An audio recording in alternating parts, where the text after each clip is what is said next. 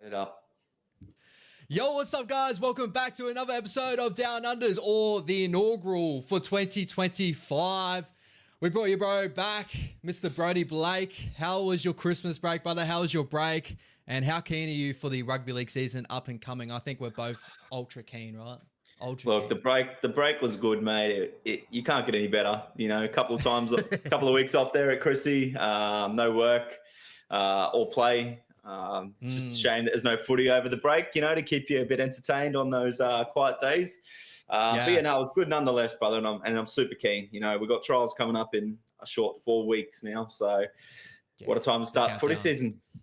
The countdown is real, man, and we got such a good little plan for the upcoming season too. But before we jump in, it did feel like obviously coming into last year, how long the season actually does go for. Then you add internationals. That it was definitely really good to have the break. But was there any sports or anything that you caught over the break? Are you catching at the moment that is actually supplementing you from footy? To carry over, or have you just been like footy, just waiting for the footy and can't wait till that gets back up? As to sit down and watch, bro? Nah, not really. You know, nothing really catches your eye like a 80-minute game of rugby league. You know, you can sit there and watch it without moving. Whereas, I watched a bit of the NFL over the break, a bit of the basketball, but it's just too slow for my liking. There's too many challenges and fucking flags and stoppages. It's just like, what are you guys doing? And they get paid a lot more than our boys. It's crazy to think, you know. So, but yeah, no, not really, to be honest with you, bro. Just really enjoyed being away from the sport. You know, it's good to see the sun outside instead of sitting yourself in front of the TV on a Saturday all day. So yeah, no, it's good, bro. But how about yourself? Yeah, bro, you know me, just bouncing on all different type of sport just to fill in the gap all the way to rugby league. And then when the rugby league season comes around, I know we're a big UFC fan, so UFC's definitely been a big part of us for, this little break here. I've been watching the soccer, I've been watching the basketball, the NFL, just trying to keep up on that. The cricket as well. That was a really cool little series that we had with India. Shout out Emmerich at work, Bro, crazy thing, right? I heard that the Emmerich bet Clancy about the thing, $250. Yeah, and then I think we were up 2-1 at that stage as well. I think we were. Oh no, it might have been 1-1. Sorry, and then we won the Boxing Day, and then the following one. Yeah, never mind. It was 1-1, and he bet 250. Bro, is there any more confident fans out there than Indian cricket fans? They're the most confident fan in the world. They are indeed. So crazy. Shout out to all the people in the chat too, guys. Remember, this is a live show, so jump in the chat. Obviously, ask your questions. Today, we're just going to be going through, first of all, a little bit of the NRL news, stuff that we missed out on, obviously, with the break. We missed out on quite a bit of footy and all that sort of chat, a nice little break that we had. Then we're going to run through our bottom 4 2024 sides into 2025, their predicted team list coming into the year, our thoughts around the side at the moment, where they could sit on the ladder, not giving you a proper spot just yet, because we'll leave that to our last show before the NRL season starts up. We'll give you our proper predictions. We might have a really fun little guest in for that show as well, one of our other good mates that could jump on the show as well. And then, also rating each of their, incomings and outgoings of each of these sides here too. But get excited as well. Me and Brody definitely have plans too, also for Supercoach this year. So we're just waiting for the overall, because me and Brody, we're broke motherfuckers. So we're not gonna spend money on Supercoach to get out of the lockout, because I know I'm seeing all the teams out there. I can't wait to get into Supercoach, but we're just gonna wait like everyone else that hasn't paid for Supercoach to get in there, and we'll start talking about Supercoach and our team. We're smart motherfuckers. We're not broke motherfuckers. Nobody's gonna pay for that. That's ridiculous. It's crazy, man. We definitely looked into that. So get excited for that too, guys. That is probably going to be a Thursday night show, as we're probably looking at, Brody? Potentially, yeah. Quick little rundown on our Supercoach teams if you're interested in that sort of stuff. But yeah, get on board for sure.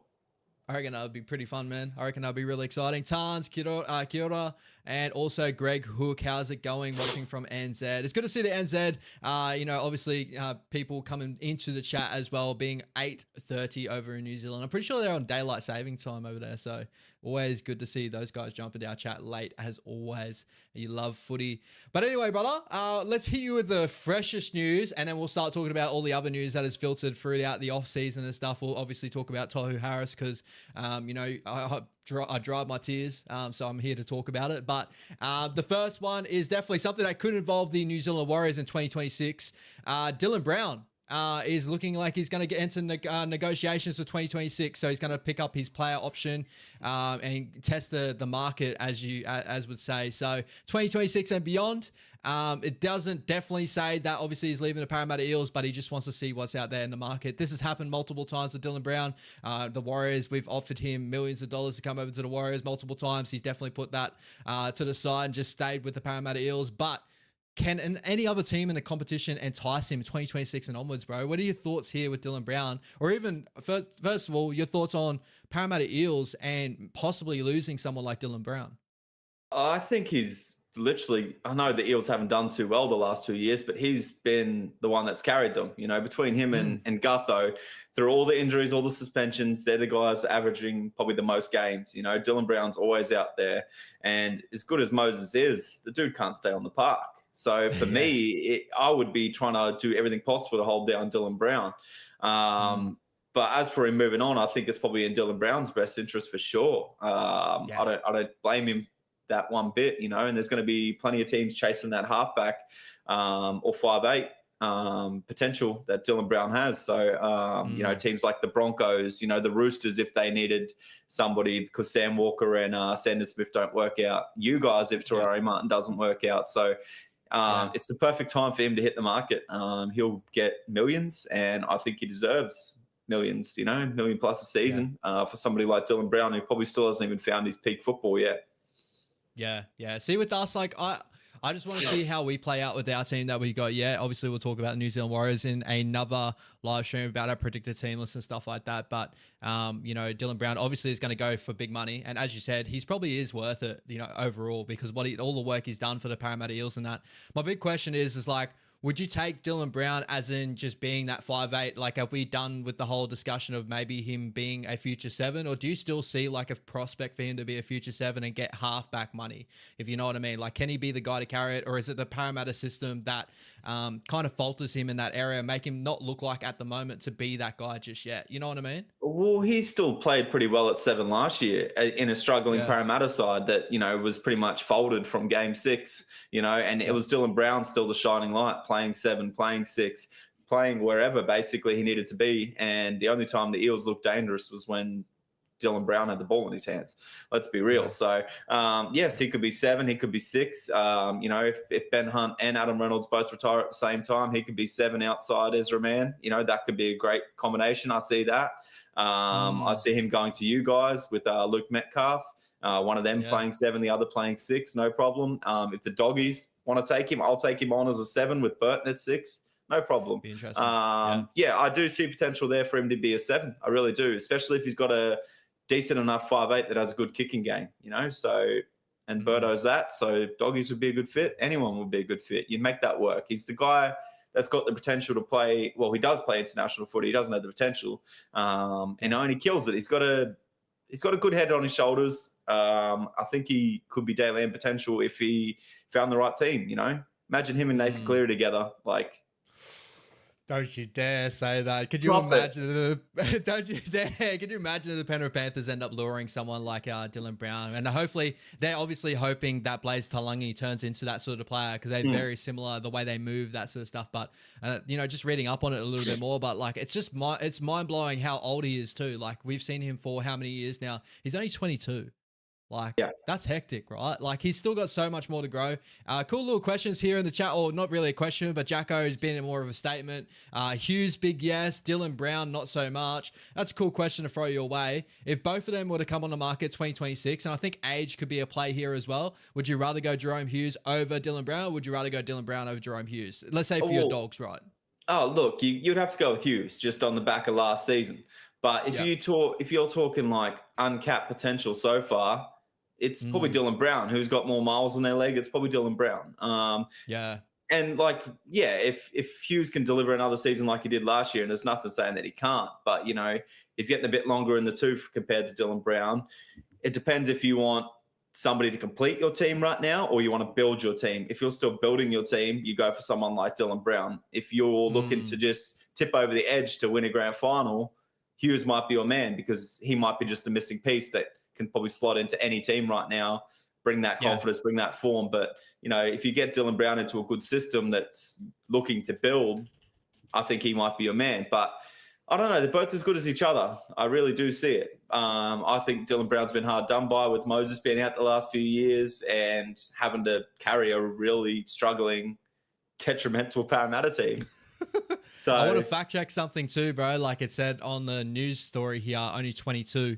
I don't know how long ago that statement was said, or it was a typo, but he's actually only 24. So it's still not that big of a difference, but you know, he's 24 years old. Still fairly young, and you're 100% right. It definitely depends on the situation. Like, you know, if you're a team that's really close to maybe cracking that top 4 or getting into premiership threat, Dylan Brown is a cool option, 100%. But like, you know, Jerome Hughes has that. You know, he's older, he's been in the league for a lot longer. But if you're a team that wants to like have that player to grow with, or maybe, you know, going to take you to another level, to a top 8 team, and hopefully in the future to contend, Dylan Brown's probably your best option in that area, because obviously Jerome Hughes is a little bit longer in the tooth. I'm pretty sure Jerome Hughes is like 30 at the moment, around that 30. So he's still got a little bit left, but, you know, obviously the older option there too. But yeah, it's just really interesting. Obviously, you know, as was kind of touched on before, Dylan Brown has done this before. Like he has, you know, fielded offers before. You know, as I said, I know the Warriors have been heavily documented to chasing Dylan Brown. We've offered him that many different contracts. He hasn't come over. But yeah, it's gonna be really interesting to see the falling out for this. And as I kind of touched on before, what does this mean for Parramatta? Like, you know, I know that I just said he's done this before multiple different times, but you know, coming in, you know, Jason Riles just coming in. He's got a new side. He's pushed out Gutho, all that sort of, you know, contract stuff. Now Dylan Brown obviously looking at maybe going elsewhere. Does that say something to you, or are you just waiting till the season plays out to see how you feel about Parramatta right now? Well, it could be just media clickbait as well. Yeah. You know, it could be just the fact that he's got that player option there and they're probably trying to spark something out of it. Exactly. He might have even looked at it yet or thought about it yet, because it's really a weird time to think about it. You know, they're probably just started back up after Christmas and preseason, and you're picking it up now. Either you didn't have a good preseason, or you're not liking the vibe at the Parramatta Eels, or it's all bullshit. So it's like, which one is it? You know, and Parramatta have signed a couple of decent boys around him. Why wouldn't they be a bit of a threat this year if they could stay injury free? But maybe he's just thinking it's going to be another year like last year. As soon as they get a couple of injuries, they'll go back to shit and it'll be him carrying again. And who wouldn't get sick of that? You know, if you're looking to play your best footy, you want to be around other guys that are keen to play the best footy. And going off Parramatta last year, they weren't too keen on that. So no. I don't know. It's really weird timing for me. You don't do that at the start of preseason. You normally do that at you sort of end of the year. You make your expression known that you're not keen, or you leave it a few games to see how you go in the start of the season. Yeah. Yeah, 100%. So we might leave that there, but it is definitely interesting, chat. I think you're 100% on the right track. It could be just a media spin up, because we've known that the Parramatta Eels have dealt with these contracts now, with all these player options they have with all these players. I think Mitchell Moses has a multiple player option as well. I think Dylan Brown was the most notable one that had that many different player options, which is really, you know, not helping them. And the media can really spin this yarn now anytime they really want to, because they know now that the amount of player options that he has, he can come out of his contract. He may be really, you know, happy there, just like, you know, but yeah, they just could be a media beat up, or it could not. A couple of little questions. Well, one question here from T McKay. What's going on, my brother? Appreciate you coming through as well. Will Jason Riles try and win with this roster, or just needs time to build his own squad? What's your thoughts there, bro, before we move on? Oh, of course he's going to need time. You know, you can't sack everybody and re-sign everybody. You know, you got to keep somewhat of the same team you had last year and fill some key roles and some key spots with what's available on the market. And I think they've done that, you know, in Lomax. I don't really agree with the center position that they're going to play him in, considering he was probably the best winger in the comp last year. But yeah, give him time. If he's coming from that Melbourne system, it'll take a while to get it involved. And then from there, they should be okay. You know, they've still got a solid enough squad there on paper, but I just think their depth is lacking a little bit. So they'll take a few years to get that. And this is a big thing too, like, you know, as I kind of said in my last video, I've been reading up on Ivan Cleary's book, and I think it's this whole tale of the NRL at the moment of just, you know, coaching gigs in pretty much just professional sport. I think a lot of like new coaches need time, and we got to understand they need time to grow.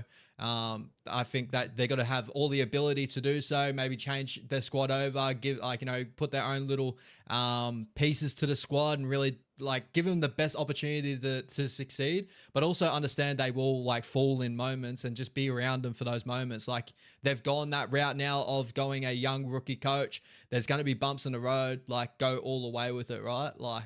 I think that's the biggest thing to take out of it is like, yeah, I think that it would just take time, build his own squad around it. But, if there's any Eels fans in the chat or whatever, just like, stay the course, like understand he is a rookie coach, but if they do believe that he's the guy to take the Parramatta Eels, just be around him. Like, we used done with Serraldo.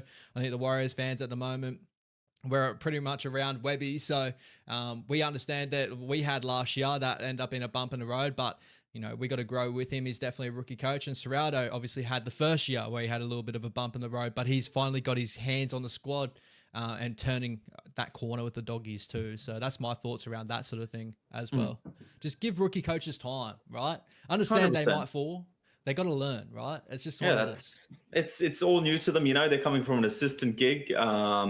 It's going to take a while to get one, their system in place, and two, to sign some boys that they know can do the jobs.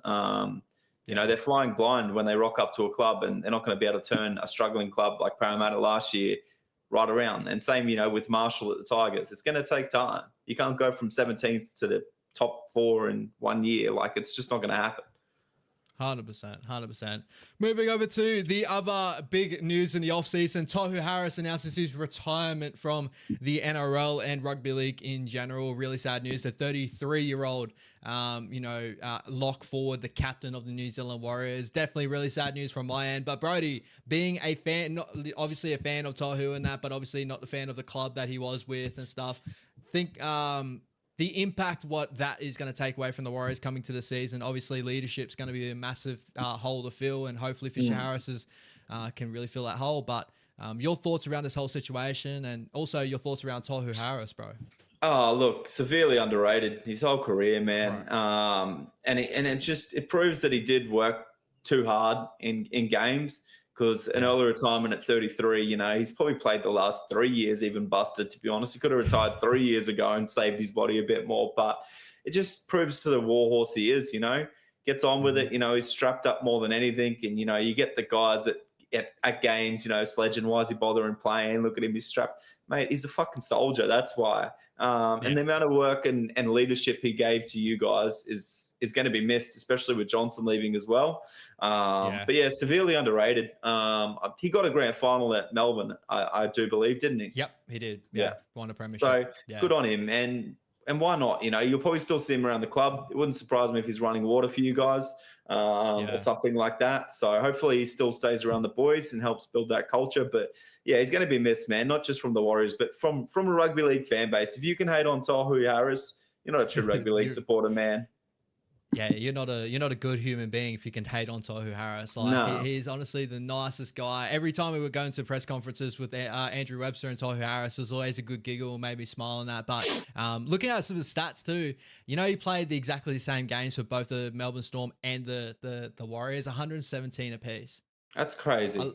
I learned that today. That was pretty hectic. Obviously, he's been with us for majority seasons, but he's had a lot of injuries for our seasons. His first 4 seasons with the Melbourne Storm, he played 20-plus games. And then coming to the Warriors, he went 17, 13, 20, 15, 15, 23. He was battered and bruised, but I think the biggest thing about Tohu is exactly what you said, is no matter if he was hurt or anything, he played for everything. He strapped himself up. He showed leadership, and especially in one of the hardest times with the New Zealand Warriors, us coming over with COVID, he held the ship together. I know we had one of our worst years a couple of years ago, just at the end of it, right?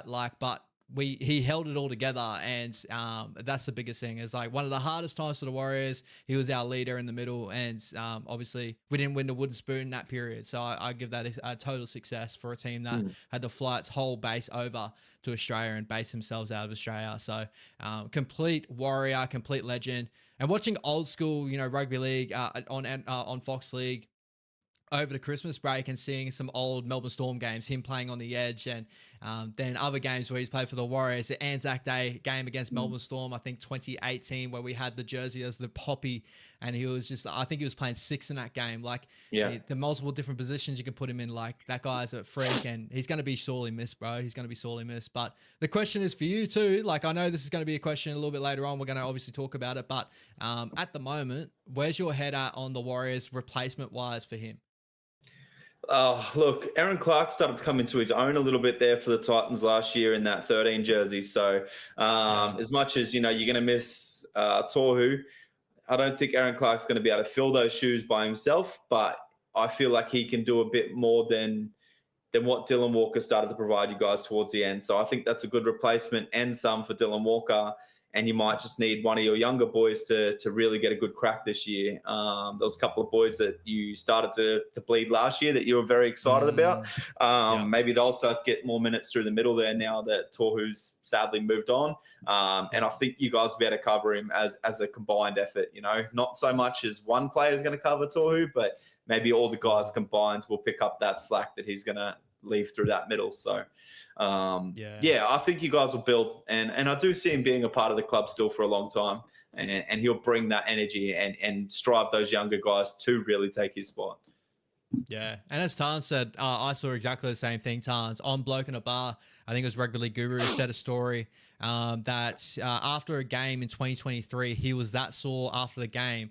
He couldn't get out of his bed. He stayed in his game kit all the way to the plane, and got him on the plane with his full kit on, and obviously got him home and that. Like, he's played for everything. Like, the guy, was it Surly, another, New Zealand Warriors content creator, does a lot of sports content. He used to call him the mummy of Mount Smart, and like, legit, he was, bro. He was fucking hectic. But those guys I'm excited for. Obviously, I think Vai Mo'unga, formerly known as Sifakula, he came through the grade as a 13. A lot of people do forget that. He has been changed into more of a front row prospect at the moment, but, still around that middle, and he's got really silky hands, can play with that. And as you said, Aaron Clark, but I'm sure we're going to get more into that when we do touch on the Warriors too, guys, with our previews and that. But yeah, anything more to touch on with Tohu, bro? Obviously, real sad day, but yeah, let's keep moving forward, New Zealand Warriors, baby. That's all you can do, brother. You can't look in the past. Yeah, that's all you can do. It's all you can do. Any other news you can think of at the top of your head, my brother, before we move into our pre-season predictions, our previews? Just speaking of heads, I guess Gutho, brother. Oh, not the Gutho. Guys, if you haven't seen it, it went around all over social media, but the Gutho head, I think, was it the Courier Mail or Daily Mail? Something along those lines. I don't know. I still thought it was photoshopped, but maybe he just said post it. Maybe he just said, yeah, fuck it, post it. Legit fully cut out, like the whole mustache region. It was just top lip to nose. It was fucking hectic. Like, how do you print that? Somebody's getting fired. Oh, that's amazing. And with that, guys, we may as well jump over to our predictions our teamless predictions for next year. We'll go through our proper predictions in a later video. So the way we've done this, guys, is through the season ladder 2024, we're going to go from the bottom to the top. Obviously, the more curious teams to talk about is mostly at the bottom, so we want to get those guys out of the way as well.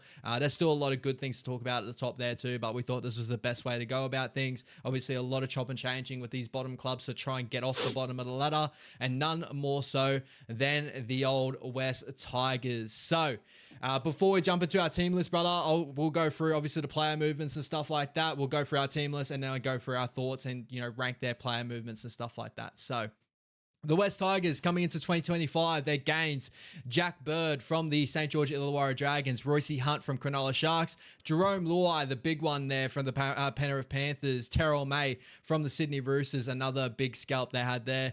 Jarrell Skelton, I believe, is going to be a really good pickup for the West Tigers this season, and Sania Churuva from the Penrith Panthers. 2025 losses, they have lost Alai Malo from Rugby Union, so obviously he's returning back to Rugby Union. John Bateman, Asu Kaboa to the Penrith Panthers, Isaiah Papali'i to the Penrith Panthers. Aiden Caesar goes back to England with Hull FC. Jake Simpkin goes to the Manly Sea Eagles. Jaden Sullivan goes to the South Sydney Rabbitohs on a little trial loan deal. Junior Tupou, a forgotten name there, going to the Dolphins. A good pickup from the Dolphins that happened earlier this season. And Stefano Otikamanu, the massive signing for the Melbourne Storm there. Brother. What about Isaiah Papali'i? Yeah, already said that, bro. The Penrith Panthers. Sorry. Missed that one. Big one there. Re-signing coming into the season, Will Craig, promising young fella. Adam Dewey, obviously been around the club for a little while now. Fa'atapet, a guy that came from the Q Cup, and Ruben Porter. And there's a couple of boys coming off a contract coming into 2025. So your thoughts around the gains and losses, my bro, before probably we'll go through the team list? Yeah, look, if you're signing anybody from Penrith and that dynasty team, you're going to be on the incline, you would imagine. So, yes, I know one's a winger, but Jerome Luai is a big scalp there for sure. And then you add Terrell May that showed so much potential off the bench last year. Royce Hunt that shows so much potential. These guys that are probably hungry for a starting position, and they're probably going to prove why they wanted to move to get those starting positions. So, yeah, exciting. And Skelton as well. I'm really excited to see him. He'll be one I keep an eye on Supercoach for sure. As much as I'm sad that he left the Doggies, I hope he does really well there. So, yeah, for sure.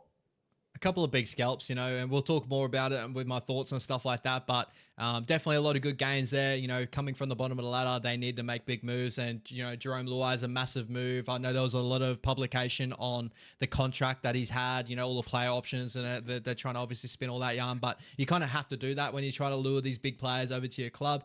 And obviously they want a change in culture. And he's probably one of the best ones for that. Obviously a winning culture that he's bringing over to pair up with Api Coruscant that's been trying to change the club for a little bit now.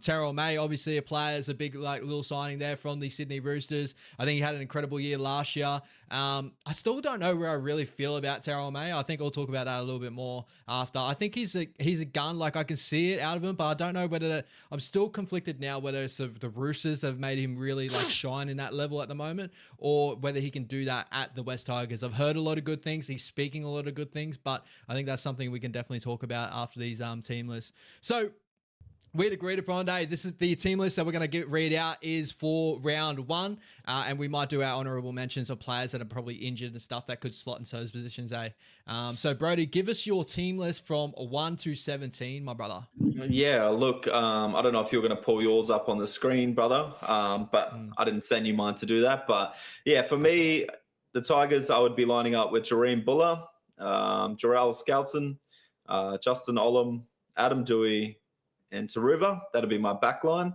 And then Lockie Galvin and Luai in the halves. No surprise there.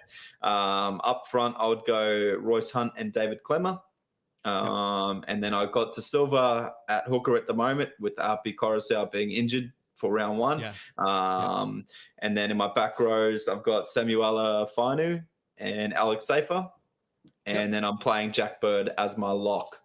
And then on my bench, I've got Terrell May. I just really want to see him prove himself off the bench again. We've seen him start there for Samoa, and he was a little bit lazy. He got tired really quickly. I know the season was already over and he had a bit of time off already, but if you're playing international, you need to play that skill level and be really keen for it. And he lacked that a little bit in that starting. So I'd like to see the Tigers start him off the bench and, you have Clemmer up front to start. Then we're going to go Pole, Alex Twal, and Latu Fanu.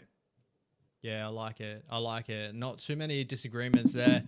Was looking over their injury list as well. You're 100% right. Api Coruscant is not back till round 2. But obviously, him back off injury, off suspension, actually. He was off on the suspension as well. To round 2. So he would slot straight into that number 9 role. We both, obviously would say that. Talon De Silva would probably go. When he comes back, would you have Talon De Silva in that 14 or Latu Fanu? Because this is the thing we spoke about at work. Latu, obviously, in the preseason came back a little bit heavy, but apparently has lost a 5-kilo weight deficit he needed to. He was one of the players who got breached, and he put out in the media, obviously, he was really happy that Benji put him into line. But Talon De Silva, definitely a really promising number 9 that they've had there. I think that's definitely a key talking point, really, overall, is Talon De Silva, Latu Fanu, right?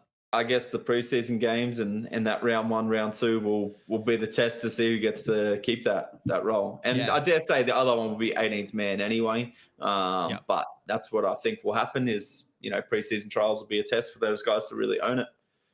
Yo, sweet. All right, my team I've got here. I've got Dream Buller at fullback, as we both do. My wingers are Jarrell Skelton and Sunia Taruva. I think, for sure that's got to be the way they go. For me, I looked it up and I saw that Justin Olam did have an injury, the knee injury, I think mid-late last year. So he should be back in the preseason, but if he is not, Stafford Toa, I had Stafford Toa to back him up in that position there, and Adam Dewey.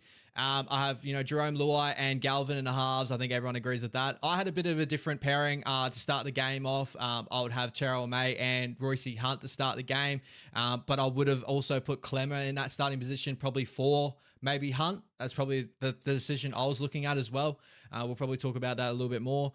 The end of the edge back roles, I got Seyfarth and Samuel Afanu in the 13 role, as been heavily publicised that Jack Bird is playing number 13 this year. Talon De Silva, Twal, Bole, and Clemmer. As I said, out of Talon De Silva and Latu Fanu, I can throw up both either way. I was just going off of before the news story came out that he, had those he breached the club there. So I didn't know where he was sitting in the club. And I think Talon De Silva probably would have pipped him in that area, but that's still a talking point. But with the front row pairing, right?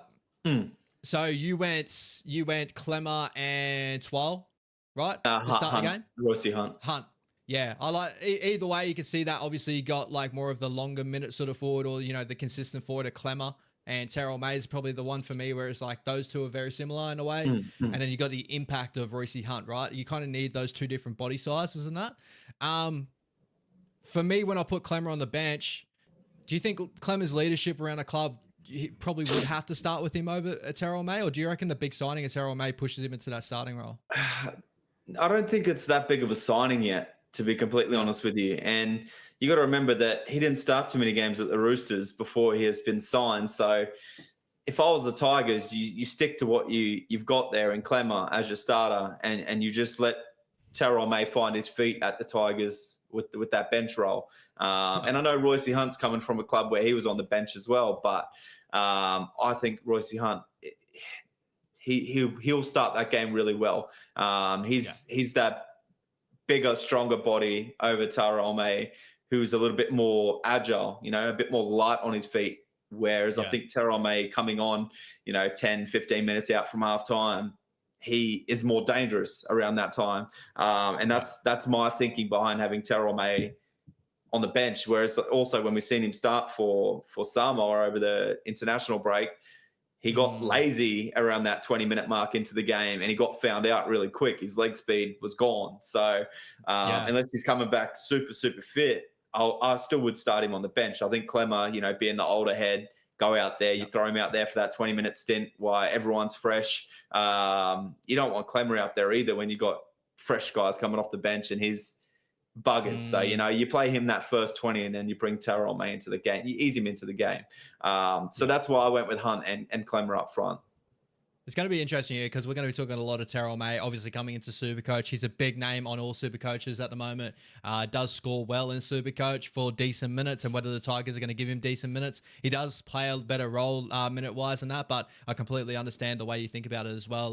Clemmer is the older head in the club, and when I felt like putting Clemmer to the bench, it didn't feel right to me as well because he had been the guy in that period. He hasn't been incredible for them, right? But he is the older head. He's the OG, and usually the OGs start out the game, and then they bring him in. So I was kind of really wondering where your head was at with those sort of situations. But honourable mentions for the Tigers too, guys. As we said, Latu Finus, whatever the situation is there. Kit and Luke Laulili, both those guys got incredible talent. I'm pretty sure we've seen Kit a lot more than Luke lately. Kit played last year on the wing, got a very similar sort of build and that to a Brian To'o. He is not Brian To'o. I'm going to say that, right? But he looks similar. A lot of people have given him that sort of comparison there too. Just needs to hone in some errors. Justin Matamua, Brent Naden, who apparently was getting shopped around, but now not getting shopped around. That's an interesting one. Apparently came off the off season looking incredible, and they cannot wait to have him around the club. So who knows what happens there? He could get a centre spot. And as I said before, Stafford Toa is going to be the guy. If Justin Olem's injured the year or whatever's happening there, I think Stafford Toa is a forgotten man. He's only 24 years old as well. I'm pretty sure 25. So just injuries have really hurt his career at the moment.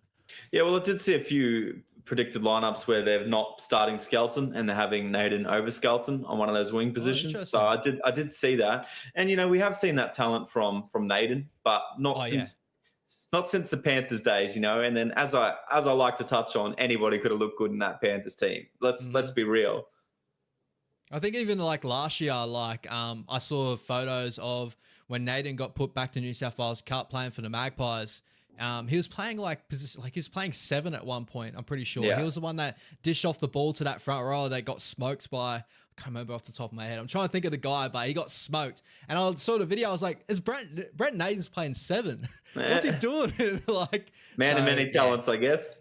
Yeah, he's definitely been a talented player, but I think as we see, us not having him really in that list, and all the news stories around, obviously. Maybe more off the field of the training situation with Brent Naden's probably the big thing that holds him back, and probably holds him back with the consistency issues that he has had.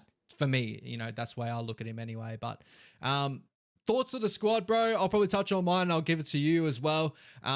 We're looking over the squad and obviously, thinking about the team list and stuff. I think my first real thought was definitely squad depth. Definitely a lot of good signings that they brought over in that. But I think, we both fairly agree, if they have an injury to Jerome Luai, you're back to square one again. And obviously, you got Aiden Caesar that went back overseas. So your best halfback from last year, not there anymore. Lockie Galvin's got to carry the ship again.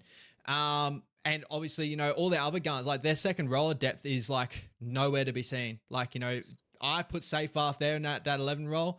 I think Seyfarth's a lot better as a middle, just let him run ragged in the middle.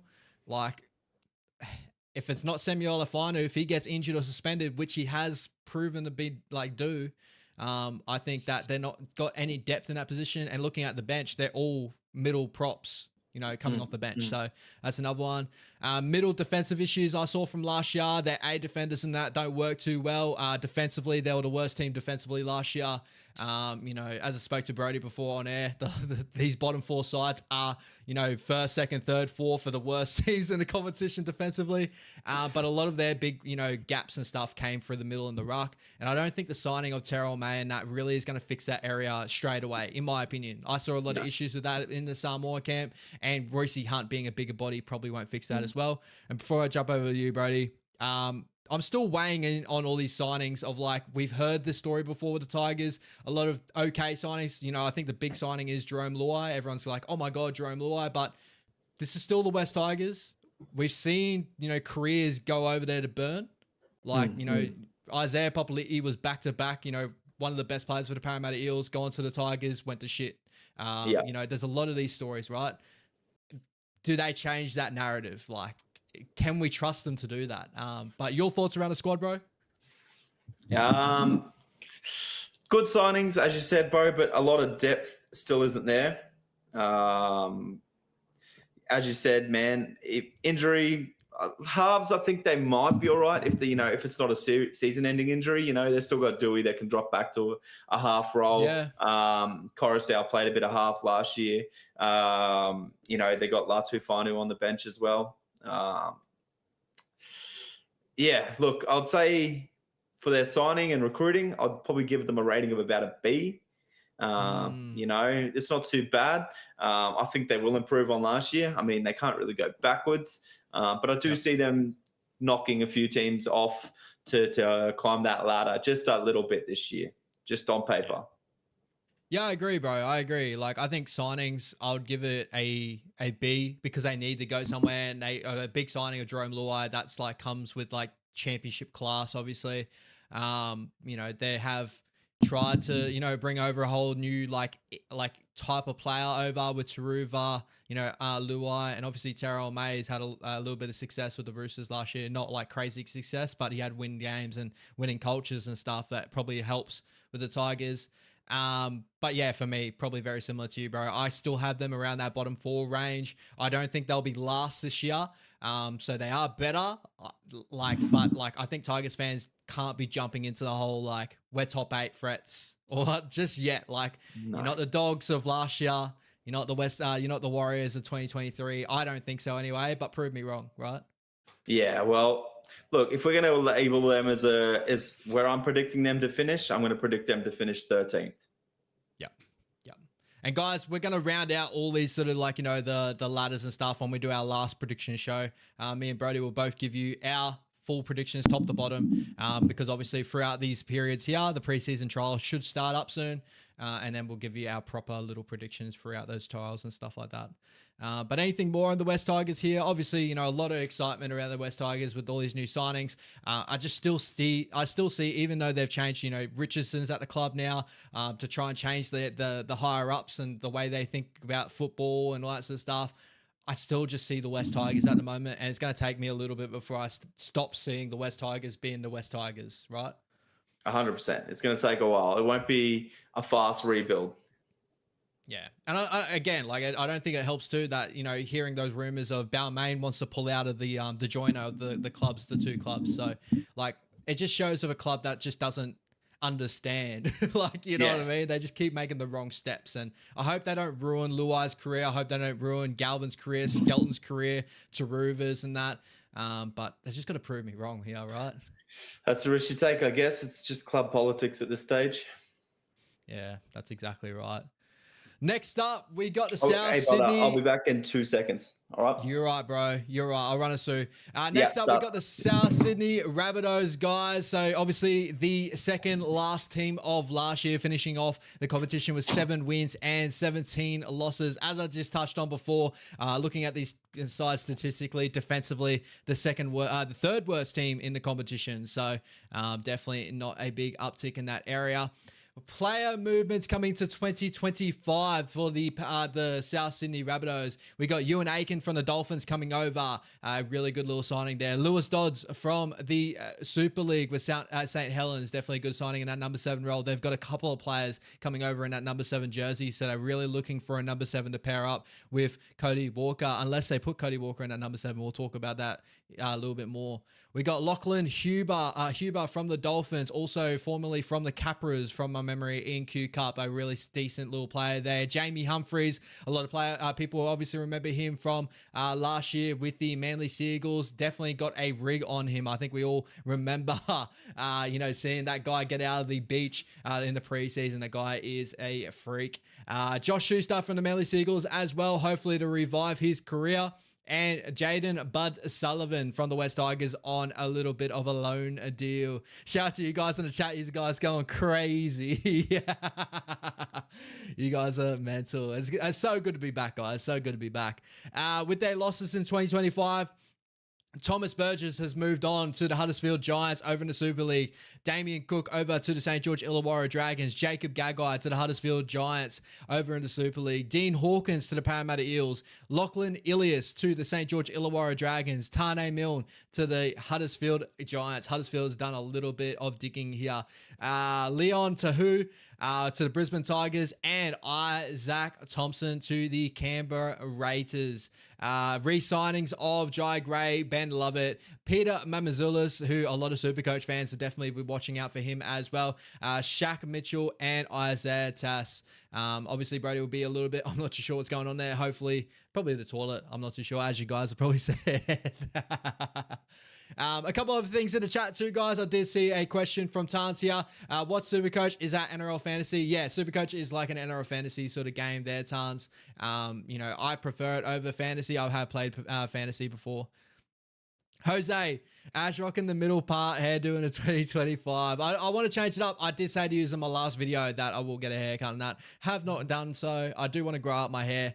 I have been thinking about, doing something like that. Just a full gentleman, like slick back look. I'll see how we go into that as well.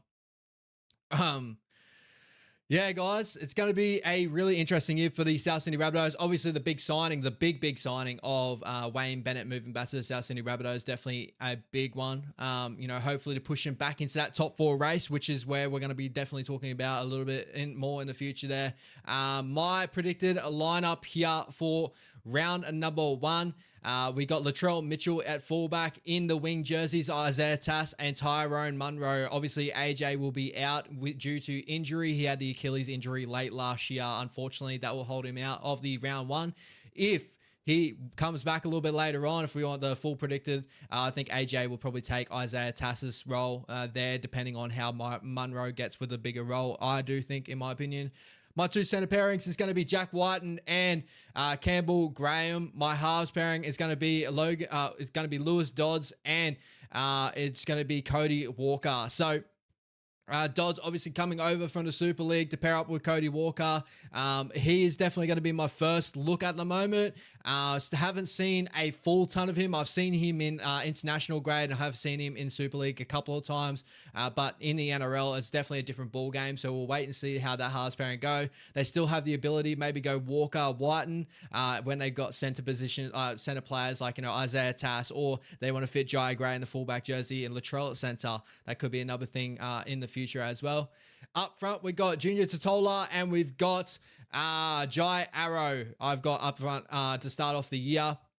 I think Jai Arrow is coming back off injury, so hopefully he's going well. Peter Mamazoulis will get that number 9 jersey to start off. We got Ewan Aiken injured in that number 11 jersey, so if he is injured, I might push Jai Arrow into the edge back row role, and Kepi will get into the front row spot there too. Kalol Matangi on my other edge, and Cam Murray will be injured to start the season, but he is our definite 13.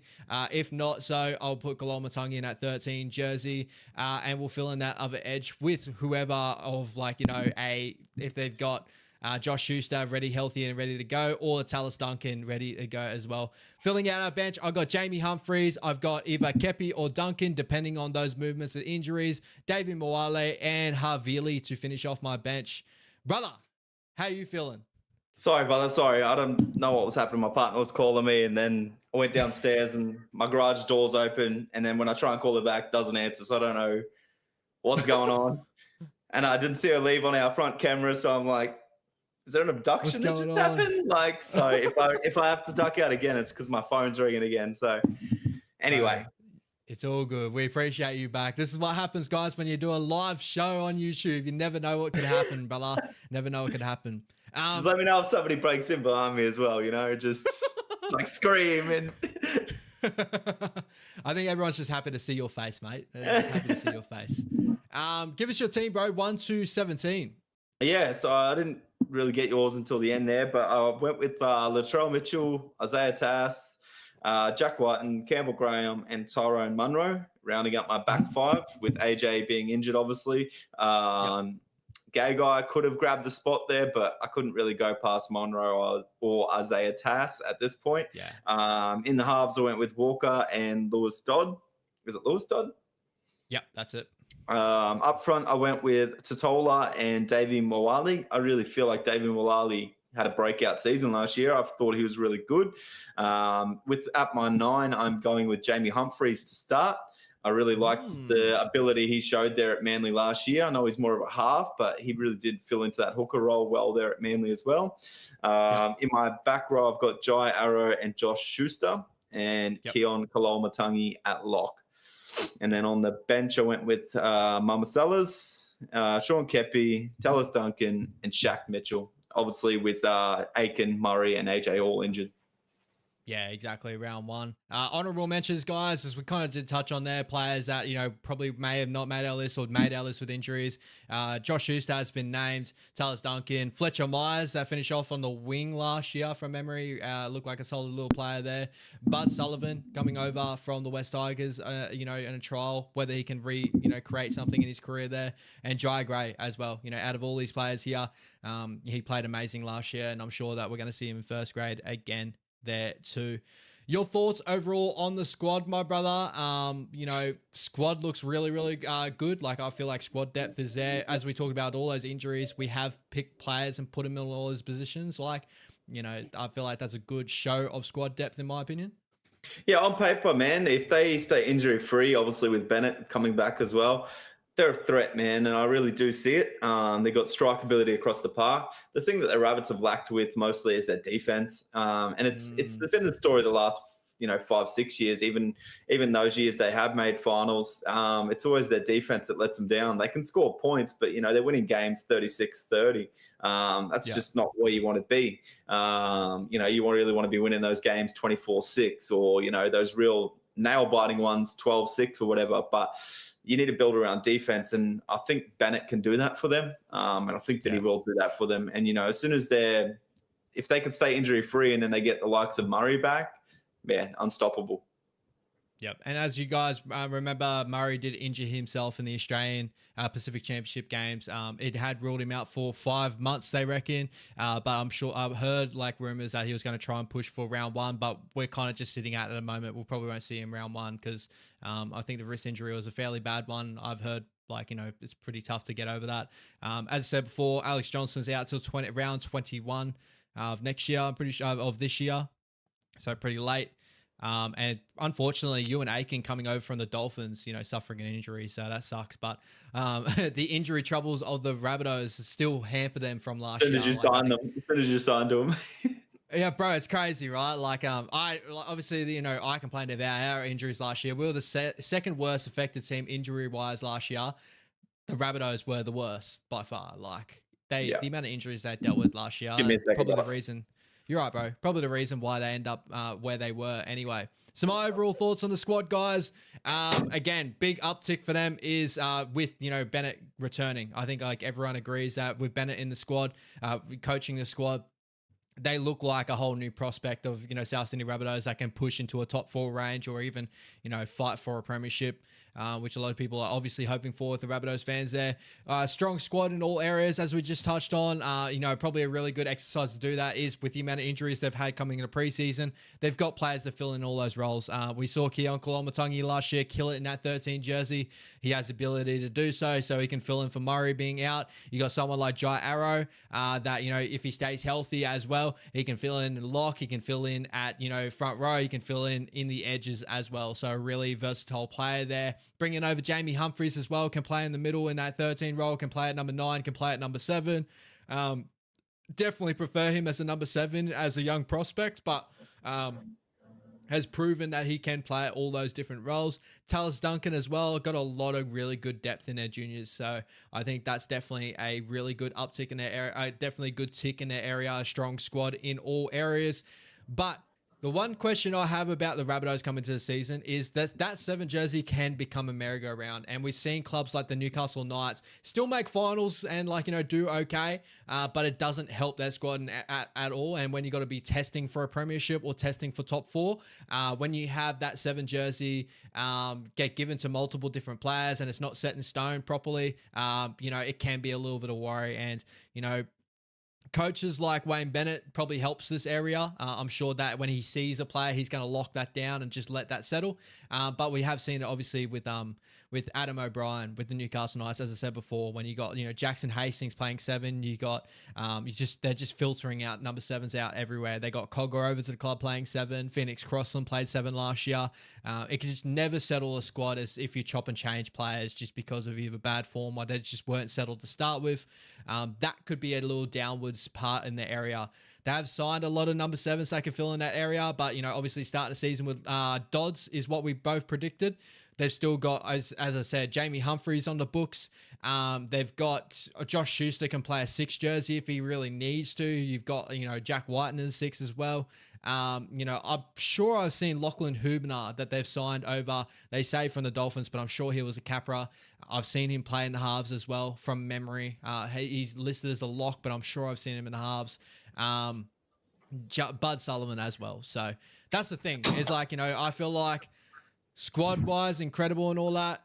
But my only downfall I can see really happening this year is if that 7 jersey isn't locked down early and ready to go and they do a merry-go-round. Whereas Dodds, it's Bud Sullivan, it's Walker, there's so many different positions they can really mix and match. So hopefully that doesn't happen for the Rabbitohs. Is there any negatives you have with the Rabbitohs or where they could fall apart? Yeah. No, not too really. They dealt with injuries last year. the injuries will hold back any club. They've got a bit more depth there. They've got Schuster that can play a bit of six. They've got Humphreys that can play in the halves. So they've got cover in the halves. They've got a couple of good quality hookers there. So I think they'll be all right in that regard. They've got some quality depth there in Aiken and Murray that can play back row. Murray can play lock. Duncan can play up front, bit of lock. So, yeah, look, I think they're pretty well-rounded. They've got a lot of depth in their outside backs as well. And, Bennett, he can create anybody to play their best football. That's just what Wayne Bennett does. So I think that's their biggest positive. Their biggest, their biggest chalice is they got Wayne Bennett. If there's any other worries about the squad, as I kind of touched on before when you left, I was like, the only negative I really have is if that 7 jersey becomes a merry-go-round. Like, they start with Lewis Dodds, he doesn't really work out. They push him out and they try maybe Jamie Humphreys in there. He doesn't really work out. They push in Bud Sullivan in there. If there's any coach in the competition that will figure it out early, set it in stone, and really let him grow in that position, it's Wayne Bennett. So really that probably filters out that whole that argument there. He's not Adam O'Brien, even though I gave that example of Adam O'Brien before. It can become that, but when you got Wayne Bennett, I'm sure he's more experienced in that area, so he's not going to make it happen that way. No, 100%. Your predictions of the squad. Oh, first of all, your grading too of the squad in general. Yeah, look, they didn't really lose too many. No. Nothing major. But they signed Schuster, who is a bit of untapped potential at the moment. Jamie Humphreys is unknown potential at the moment, which is, I believe, he'll be a good signing. And Aiken is just a guy that can fill in. He can fill in outside backs. He can fill into lock. He's solid enough talent. So yeah, for their grading on recruitment, I guess you got to go that C plus area because they didn't really change too much. The signings are decent enough for what they probably needed, but it's just unknown right now. So we'll go with a C plus. It can't be better than the Tigers. Yeah, I've got it. I'll agree with you. C plus. I think, adding into the coach as a signing, right? Like Wayne Bennett's a massive positive, right? That probably only push it for me. But yeah, they've brought in a lot of young depth that can fix a lot of, positions this year. As you said, like there's halves of like Jamie Humphreys that's still unknown, but he's got a lot of potential. Bud Sullivan, if they can figure out Bud Sullivan, like I rate Bud. If they can figure him out. Josh Schuster obviously coming over, hopefully resurgence to his career. If these all go well, like this could be a B in the signings and that, but these all have the risk to go the other way as well. So I think that's the reason why we can't have them in the Tigers just yet. But that Wayne Bennett signing is probably the biggest thing to be like, yeah, all right, you're up there. 100%. Sweet. Your prediction on the ladder at the moment, bro, as we stand here. I'm going to go for the Rabbits to jump all the way up to 6th. I like it. Yeah, on paper. Not top 4. I still think, those clubs that finished around that mark last year have only gotten a bit stronger. Will stay around that mark. So, yeah. For mine, I went top 4 threats, but we'll sit around that top 6 range. So I'll probably have them like 6-5 into that top 4. I think, I agree with you. I think when we look at the top 4 teams, you probably see more settled teams, as in like, halfbacks have been settled for a long time now. Their systems are laid into place. The Penrith Panthers and Melbourne Storms, we'll get to that more so in the future. But it's going to be a good year for the Rabbits fans if it all goes the way it's planned to go out. Like, it's definitely not last year, right? No, definitely not. Well, surely not. Hopefully they can stay injury free. Hopefully not, bro. Hopefully not. I don't think many Rabbitohs fans can take that again, right? No, definitely not. All right, my brother, moving over to the Parramatta Eels in 2025. So, player movements coming into the season, a lot of chopping and changing for the Parramatta Eels. So, we got Josh Adokar from the Canterbury Bankstown Bulldogs. We got Dean Hawkins from the South Sydney Rabbitohs. Isaiah Iongi from the Penrith Panthers. Zach Lomax for the St. George Illawarra Dragons. Joash Papali'i, definitely a big signing there from the Canterbury Bankstown Bulldogs. We'll talk about that a little bit. Jordan Sharami from the Canterbury Bankstown Bulldogs and Jack Williams from the Cronulla Sharks. Decent losses here. Matt Arthur, a good promising young hooker to Newcastle Knights. Dejan Arce goes over to Super League. Regan Campbell-Gillard to the Gold Coast Titans. Zach Sini over to Super League. Clint Gutherson to the St. George Illawarra Dragons. Morgan Harper will go just strictly into New South Wales Cup now for North Sydney Bears. Momasia just completely released. Lorenz Mulatalo, the brother of Ronaldo Mulatalo from the side, bro. I just lost his name for a second there. He goes to the Burleigh Bears, who signed a lot of good talent there for the Q Cup. Kai Rodwell to the Wakefield Trinity. Ethan Sanders, a big signing for the Canberra Raiders. Mike Asiva over in the Super League, and Blaze Talangi, as we all know, to the Penrith Panthers, a big one there. So a lot of movement there for the Parramatta Eels, and obviously the big one is Jason Riles comes over as the coach in 2025 for the Parramatta Eels. Brother, your thoughts overall on the ins and outs there? Yeah, just a lot of chopping and changing. Yeah, look, they're much the same as the Rabbits in regard of like an injury-riddled season last year. Probably not as much, though. More so the key people that were injured last year for them. On top of that, their signings, well, it's a 50-50, isn't it? They lost some talent, but they got some good talent.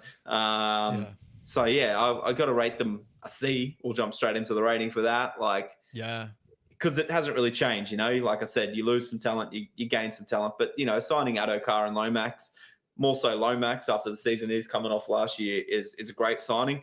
So I think that really boosts up their signings. And then, yeah, Jason Riles, assistant at Melbourne Storm, is a good signing as well. But, yeah. Losing Gutho is going to hurt a little bit, as much as people don't really like Gutho. He was a workhorse, so you could see what he brought to that team, and I reckon they will lose a bit of that heart. So, yeah, I agree for sure. It does feel like they've lost a lot of juniors, as in like Matt Arthur and that, but they've brought in a lot of really good juniors as well. I think, you know, the juniors of Ethan Sanders moving on, Blaze Talangi moving on, those are two big prospects, and Matt Arthur. But they filled those in with Isaiah Iongi from the Penrith Panthers, Joash Papali'i from your Doggies. We both, obviously, I love Joash. I've been watching him for a little while now. I've got high praise for him as well. Those two will be fighting out for the fullback jersey and that. So they have brought in a lot of juniors to fill in those spots too. And Zach Lomax is definitely one of their biggest ones coming over to the club. We're saying that, my bro, give us a 1-17 for the Parramatta Eels round number 1. Yeah, so I'm going to start with Laiongi, more so because that's the rumours. And I think, you know, being in that Panther system gives him that little bit of a nod over Joash Papali'i just at this stage. With the injury of Josh Adokar, I'm going to start with Sean Russell and Bailey Somerson as the wingers. I've actually looked that up, my bro. I was trying to find that. Oh, suspension, sorry. I found a website and that. Yeah, I think that where is it? I was actually going to touch on this with you before. It doesn't look like he's out to start the season at the moment, but I think he's serving that suspension. He might be. For the drug testing. Yeah. So I think he's out for round 1 and 2. Yeah. Or something along those lines. But yeah, we're going to start with Sean Russell and Bailey Simonson regardless. Will Penasini and Lomax in the centres. Yeah, Dylan Brown and Moses in the halves, no surprise. I'm starting with Joe Offahengawi and Junior Paulo up front. Brendan Hands in my hooker role. I'm going to start with Ryan Madison and Kelma Tuamalangi in the back rows, and I'm going to go with Hopgood at lock. I think Hopgood's so underrated. I hope that he's got that injury sweet, and we can see him in the Queensland jersey again. On my bench, I'm going to go with Joey Lussick, Jack Williamson, Bryce Cartwright, and Charlie Geimer. Beautiful, my bro. We're fairly similar here. I have the Fox still in my squad at the moment, but with him obviously out, I'll go Russell and Simonson's on the wing. Iongi at fullback. My centers are Penasini and Lomax. We got Brown and Moses in the halves. We got the same front rowers of Borlo and Offahengawi, who I actually thought had a really good season last year. Offahengawi for whatever the season had with the Parramatta Eels there. Brendan Hansen, number 9. I gave him the nod over Lussick, but that's definitely still a battle. You know, who knows how that's going to end up as well. I've got Sean Lane and Cartwright as my edge back rollers, but I'm open to, you know, a whole lot of different like looks there. I've heard, you know, obviously I don't think Sean Lane is having the best part, like, you know, the best years at the moment. I can see him moving on. So, like, you can throw Madison in there and a couple other players we'll talk about a little bit later. I got Hopgood at 13. I completely agree with you. Hopefully we see him in a Maroons jersey again this year. He's incredible. Lussick, Jack Williams, and Madison, and Luca Moretti gets that number 17 jersey for me. With honorable mentions, Kelma Tuolangi for sure, as you said. Charlie Geimer is someone that I was trying to fit in a jersey as well because I really rate him. Ronald Volkman over there from New Zealand Warriors and the St. George Illawarra Dragons with all that shit that happened with him. And Dean Hawkins is an honorable mention there as well as a little bit of depth. But yeah. Oh, and T. McKay, yep. Addo-Carr suspended for 4 games, so he won't be there. So you're 100% right. Your thoughts overall making the squad? I think we both had the same sort of thoughts with the squad. Is like their first team's incredible, but the depth, in those areas. Like, what's your thoughts there? Yeah, well, just on that suspension quickly, I think I did see that actually they're trying to get the All-Stars game to count as one of his suspended games as well for Addo-Carr. So it'd be interesting to see if the NRL let him get away with that. I'm pretty sure Latrell got that game as well, and that gives him round 1. So if they gave it to him, but then again, Addo-Carr's a little bit more serious, so I'm not too sure. Yeah, well, we'll see what happens there. As for the Eels, well, they got a bit more depth around that half. Like you said, they got the guy from the Rabbits and Volkman as well. So, Dean Hawkins and Volkman. So there's a bit of more depth around the halves, I guess, if somebody like Moses or Dylan Brown goes down. And that's kind of what they lacked last year. Agreed. They look like they got a bit more rotation there in the back row now with Jack Williamson. They got Sean Lane, Charlie Geimer. So, it's building. They've still got the big fella from last year. I can't remember his name. Weramu Greg. Yeah, they've still got him. If he gets fit, he's got a bit of talent about him. So, yeah, they got a bit more depth. And, again, injuries plays a factor for every team. But I see the Eels bouncing back a little bit, but still not quite getting there. Another honourable mention I'll give out to Keone Kautonga, that from the Bulldogs. He's over at Parramatta now. I see from 2026. I think he's over there now. Anyway, so I see him in their squad list. He's definitely another edge back rower that has depth, as you just touched on before. So 100% right. Like, they have depth in those sort of positions there too. I just think with some key men and also having a young fullback there too, those are the only negatives I can really see with that. That obviously with Parramatta, if they have any decent key injuries to Moses again. I think Ronald Volkman will step up and do a great job there. Just hopefully his shoulder is holding up and everything's going right. I think what helps in that area too is Volkman's kicking game. It can replicate very similar to Mitchell Moses. He has one of the best kicking games in New South Wales Cup. So they've picked the right player there. But I'm excited to see how they go. I think they have a potential to get back into that top 8 sort of range. But yeah, there's a lot of question marks over new coach. So he's a defensive coach, whether he can get the best defense out of this side. And again, as I touched on before, a young fullback to prove himself in first grade. So he's unreal talented. Like, everyone knows that. But these guys need time and nurture. Like, it even happens with Reece Walsh, who's one of the best talented, young fullbacks. He's still not perfect, right? It takes time. So they just need to grow together. But where are you thinking these guys will land coming into this year, man? My prediction for the Eels is 10th. I think they will land about 10th. I still think there's better sides with that bit more depth that will build on from last year, and a few sides that will squeeze back into that 8 as it is, like the Rabbits. That's where I'm predicting the Eels to land.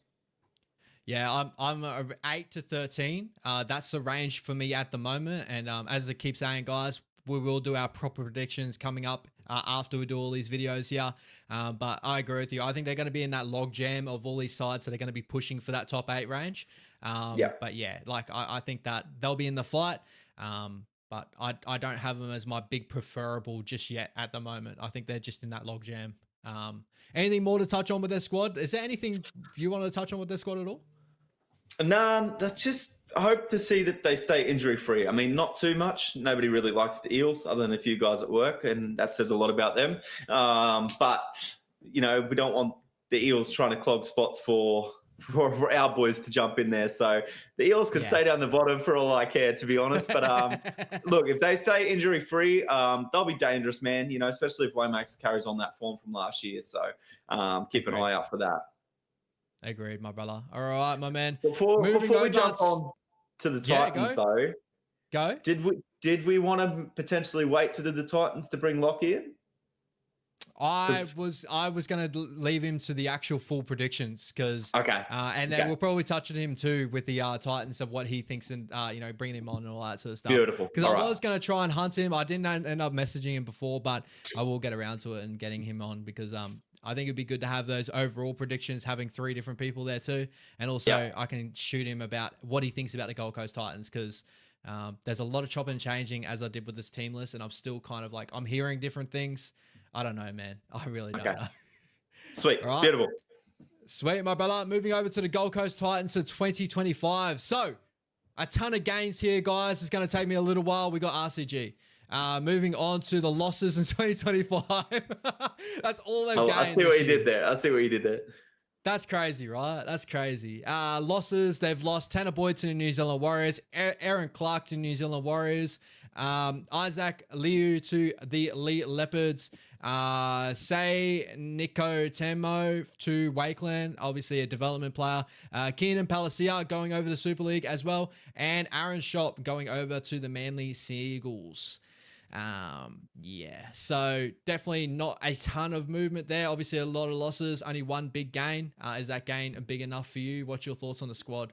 Nah, look, I think it's a D grading for sure.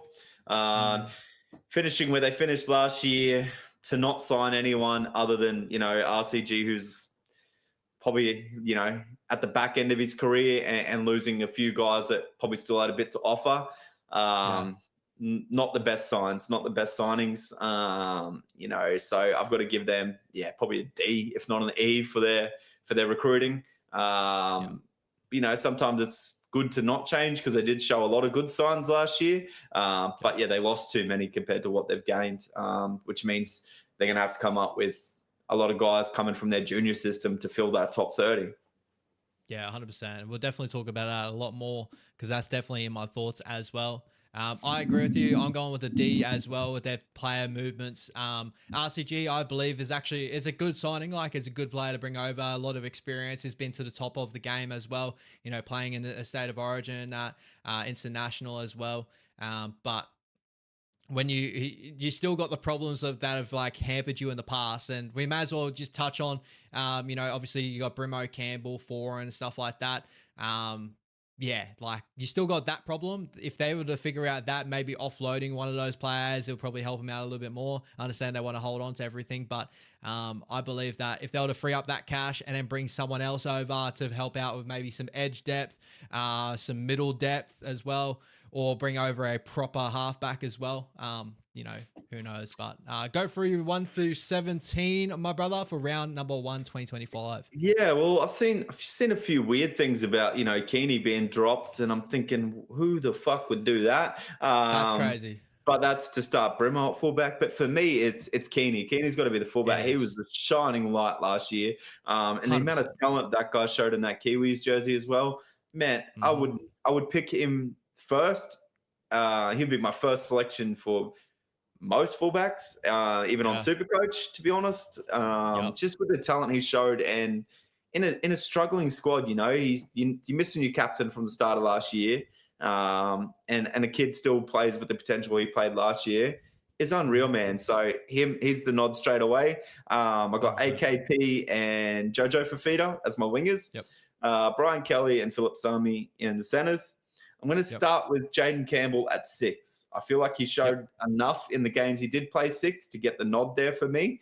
And I'm going to stick with Kieran Foran at 7. I'm going to go with RCG and Mo Fodawaker up front. Semi Verrills at 9. Bo Firma and Fafita at back row. Tino in my lock position. I'm going to put AJ Brimson in that 14 role at this stage. I just think you need to have him in there. And then I've got Chris Randall, Elise Haas, and Jamin Jolliffe. I completely agree, bro. Completely agree. My team, number 1, Keanu Kearney. I pretty much just exactly the same sentiments. Like, the potential this kid has, what he showed on the international stage there with New Zealand as well. He's growing in that passing game now. He's not just a runner, but he's an incredible runner too. Runs for like 300 meters a game or whatever. Whatever you need him to do, he'll go out there and do it. AKP and Jojo Fafita as my wingers. Philip Sami and Kelly as my centers there too. My halves pairing, even though all the rumors of Brimo and Jaden Campbell as the halves pairing, I've heard all those rumors. I'm going to stick with Kieran Foran and Jaden Campbell as the 6 and 7 at the moment. I think with all those rumors, possibly it could come down to maybe Kieran Foran's carrying an injury still, whatever's going on there. But bro, if they come into the season with Brimo at number 7 and Jaden Campbell at number 6, I just don't see that boding very well for them at all, in my opinion anyway. Unless Jaden Campbell to come out and become Preston Campbell, like, overnight, Daly and Preston Campbell, like he turns into that, maybe. But Kieran Foran's your best 7 at the moment. Like, that's 100%. Just the way it is. Up front, Mo Fodawaker, RCG, Verrills at number 9, Furmore and David Fafita as the edge back rollers, Tino at number 13. Off the bench, we're going to go Brimo, we're going to go Jolliffe, we're going to go Khalees Haas, and we're going to finish off with Randall. My honorable mentions. Pretty much exactly the same, bro. My honorable mentions is Isaac Fa'asul Malawi, obviously Tino's brother. We got Tony Francis, the big winger that played against the Broncos last year. He got a lot of talent there too. Carter Gordon, obviously coming over from rugby. A lot of talk around him where he could play. A lot of people putting him in the halves discussion as well, which is like just another person to throw in that ring. You got Josiah Pahulu. The only reason why I didn't put him in my starting lineup is because of all the disgruntled rumors around him with the Dogs, and I don't know where that sits him in the Gold Coast Titans right now. And Jacob Arlick, he's another honorable mention there as well. Your thoughts around the squad, bro? Any big positives, any big negatives? Again, I think we both agree here that I think the first unit, solid. Once those big front rollers, those big boys come off and they bring them on that second unit, that's where they fall off a tad for me. And if there's any big key injuries again this year, I think they struggle again. Like it's just one of those years again, right? Yeah, I couldn't agree more. Hasler will have his work cut out with him, how he does his rotations. Because you're right. Once they bring on that second unit, they lose a lot of size. They lose a lot of experience in that forward pack. For me, AJ or Jaden Campbell need to leave the club. They're both fullbacks. They're trying to mold into halves. When, Keeney's like probably leagues above in that position, not leagues above talent wise, but leagues above like durability wise and playing week in, week out. So for me, if I was AJ or Jaden Campbell, I'd be shopping around. You might get some good money. There's other clubs out there chasing fullbacks. And Foran, as much as the Titans probably should have shipped him on and not re-signed him for another 1-year deal due to his injuries and everything like that, there's not really any halves out there to sign. You couldn't run with AJ and Campbell in your halves. I don't think you can. That's not a smart decision in my opinion. One of them playing 6 is all right as long as you've got a decent enough halfback there. But there's nobody to sign really, is there? So, if they got Ben Hunt, maybe you would have seen Foran retire. I don't know. But, on paper, bro, as you said, solid 13, starting 13. I reckon they'll start well with a lot of teams. But when the rotations come on, they'll struggle a bit. They'll leak some points. And that might lose them some games. And we noticed that last year, bro. Like, if they were going to run the halves pairing as, like, of last year, obviously, they started off well, like everything like that. And then when those rotations come on, when you lose players off the bench of like Tino and Dave Fafita, you notice the difference in that side. But also, touching on the halves, if they were going Brimo and Campbell, I would have thought that Campbell would probably go to 7, Brimo to 6, because I've seen a lot more of kicking game from Campbell. Like, defensively is the other end of the field, right? And if you run both those boys defensively, I think Brimo could probably handle himself in the front line fairly well, but it's still a different ball game than it is at fullback overall. And as we touched on before, all these bottom 4 sides were all the bottom 4 worst defensive sides in the competition last year. And it's been the Titans' problem for a long time now. Attack's never been their proper problem. Like defensively has always been their issue, right? And like, I don't even think their attack would get better if they go Jaden Campbell and Brimo in that 6 or 7. Like, you need someone that's going to get you to point, hit your spots, and then set up for your attacking shape. And I just don't think that both those two would get themselves in those like spots, because I think they're both best suited off the cuff, right? They like to play off the back. They just play eyes up footy. Yeah. They won't get the spots on the field, and you'll start to see like games where they could score 40, and then you'll see games where they'll probably score 50, like 16s, like 12s. Yeah. Or 66. Where they won't really hold. Yeah, or hey, Warriors fans, hold your ears, brother, hold your ears.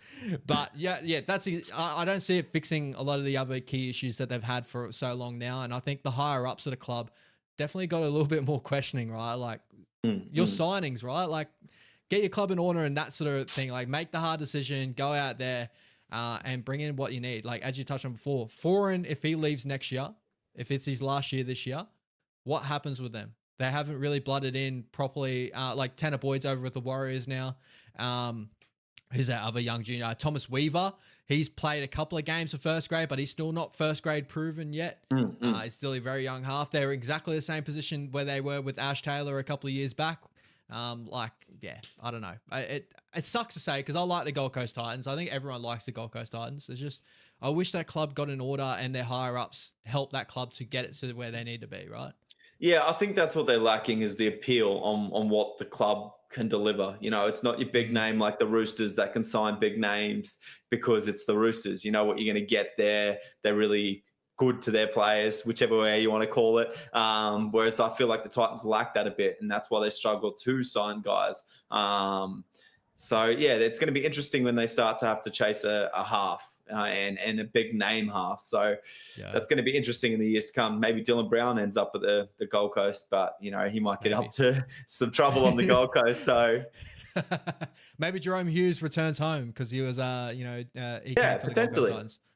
Maybe, who knows? But that's the biggest thing with me is like, with my thoughts, my negatives were, I think their halves merry-go-round, if it was descriptive, they were thinking Campbell, Brimo, and Foreign.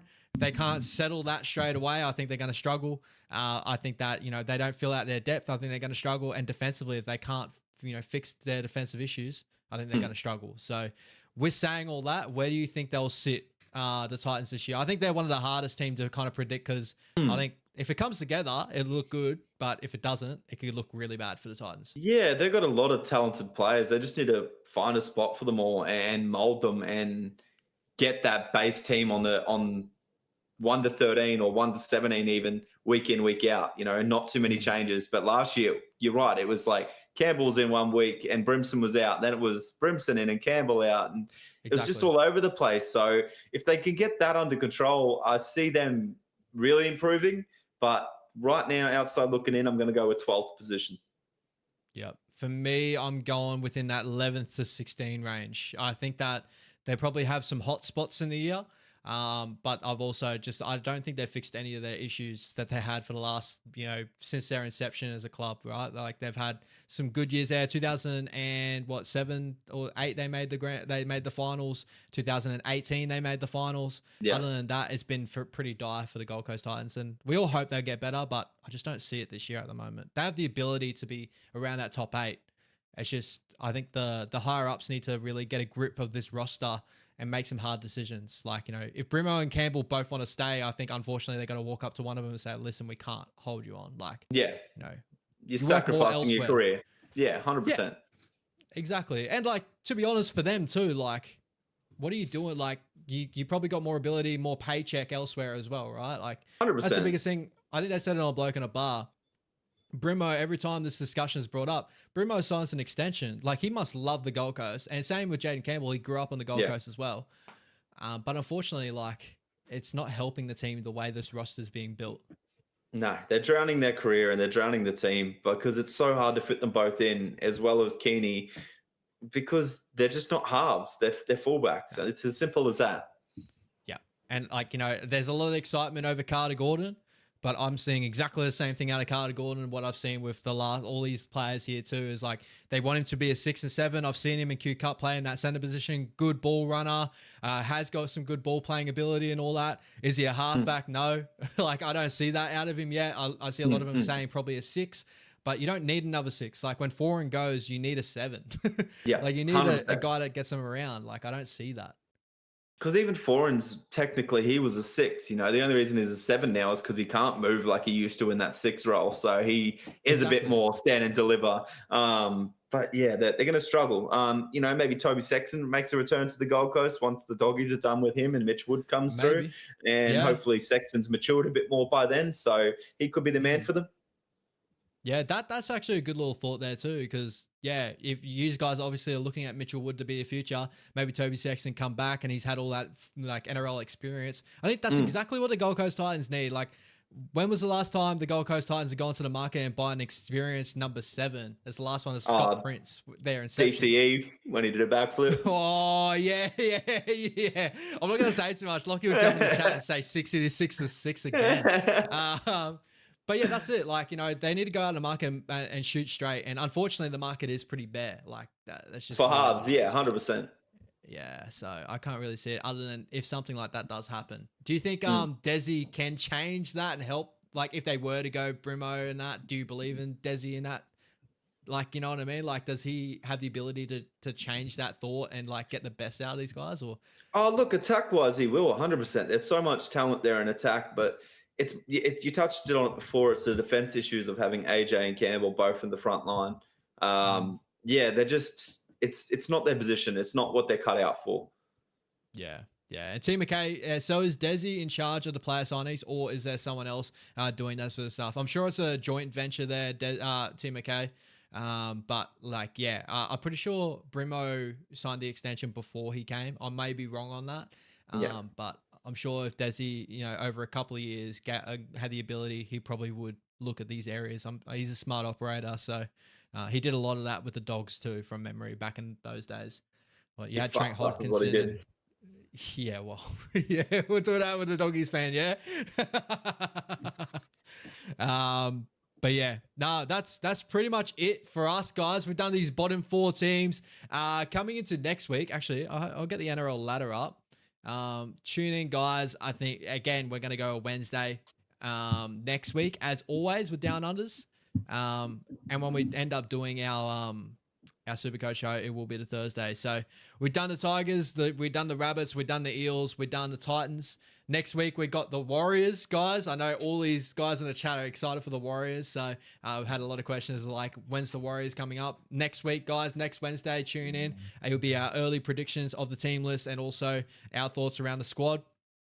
So it'll be the Warriors, the Broncos, the Dragons, and the Dolphins. So that's going to be an interesting little video there. We're gonna wild to the Doggies, because we finished high. It started, hasn't it? It has started. Hey, what happens to every team that jumps out of the bottom 4 all the way to the top? They go back down again, brother. No one of those years. That was just the was. No, it was the Cowboys the year before too, and the Parramatta Eels. hey, don't put us with Parramatta, all right? All right, brother. Anything more before we end up jetting off? I appreciate this as well. Like, incredible video here. Yeah, no, it's good. Excited for the year. Me and Ash have already, as soon as that draw came out, we circled to a few games we're going to go to this year. Me and Ash are going to go check out the Doggies and the Wars in Sydney at the start of August. And me and my partner are also going to go check out the Doggies in Melbourne when we play in Melbourne. We've also circled Magic Round for the Saturday and potentially the Sunday. The tickets kind of sold out. You better sort this out, bro. Yeah, so Sunday tickets sold out for Magic Round now, so that's going to be a little bit tough, but we're keen on that. We're going to do Doggies at Gold Coast. We're going to do Doggies at Brisbane against the Broncos. We're going to do Wars against the Titans. And I don't think you guys play the Broncos, but you play ready at Suncorp, yes. I do believe so. But we've circled those, so we've already got a bunch of games that we're going to be going to. So by all means, if you guys are going to those, hit up myself, hit up Ash, and come along for a meetup. I think Ash is actually trying to potentially get to NZ. Yeah, so that was this year coming up, I will be looking at going to NZ mid-year, the Warriors versus Titans game. I'm pretty sure it's a doubleheader with the women's side as well. Obviously, my wife's cousin plays for the Titans NRLW side. So really excited to go over there. Watch Varney play against our inaugural Warrior, well, our new inaugural Warriors. Obviously, she was a part of the first Warriors NRLW squad. And obviously, hopefully to meet all you guys too, all my Warriors community over in New Zealand. That'll be amazing. And as Brody said, probably, you know, a majority of those games, you know, we're all going together.